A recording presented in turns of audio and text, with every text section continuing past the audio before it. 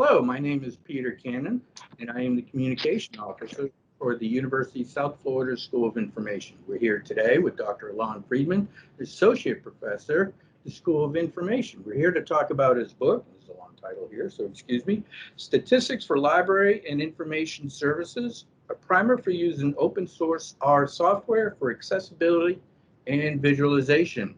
Hello, Doctor. Hello. So first, you want to go ahead and tell us about the audience for your book?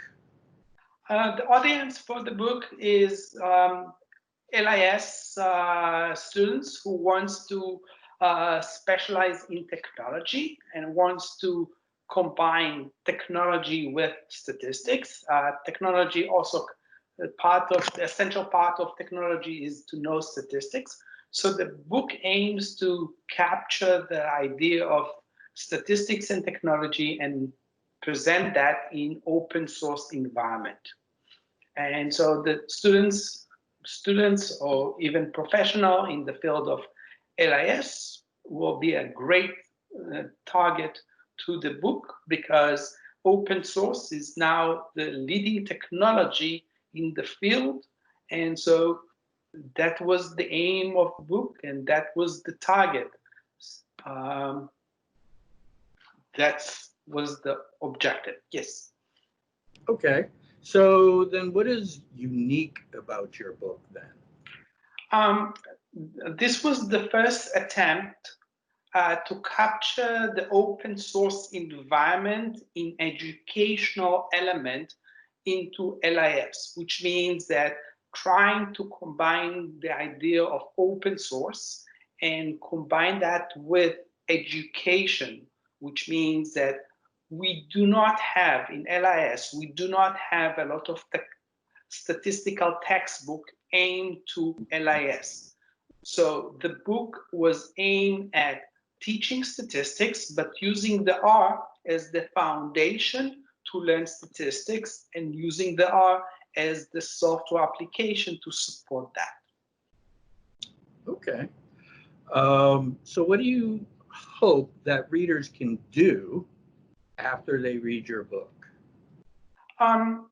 Okay, so this question is a little bit tricky, because right now, again, open source is a live community. It's one of the largest community in the open source environment, and they are changing all the time the interface, they're changing the capabilities and trying to achieve a little bit more advanced abilities to use it. Example, the New York Times use the open source R, and the R, nowadays it's called RStudio, to display, for example, how many people got the virus.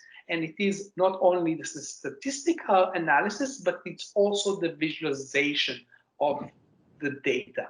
So the issue is, for me, is that if people want to start learning about that the book will be a great start for them to start the journey to the open source environment and statistics and technology, in order for them to achieve or to implement that in their own environment, which means that the R is nowadays one of the most popular platforms to statistical analysis. And yes, it is important to learn and to know how to conduct statistical analysis and to run the numbers and to write formulas, not only on the paper, but also on a software application.